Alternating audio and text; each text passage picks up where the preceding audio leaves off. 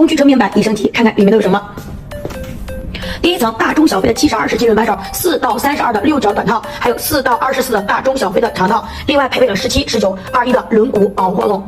第二层配备的是各种各样的型号皮头，小飞的各个型号，而且这个型号是很全的。这个是 T80，包括 M 型的16号，包括内6角到了24，这个是很大的。还有加长型的 T30，得有30厘米长。然后呢，第三层配备的是双开扳手，再加上双枚扳手，还有6到27的两用扳手，扳手做的全部是凹金的处理。第四层呢，配备的是各种型号螺丝刀。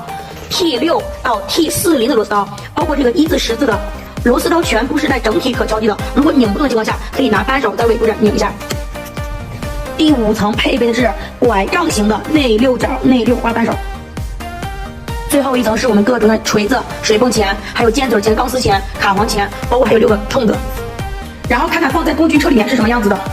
工具车表面是内凹托盘设计，而且我们有双层锁加固，这是一个总锁，每层抽屉都还有一个单独一个锁。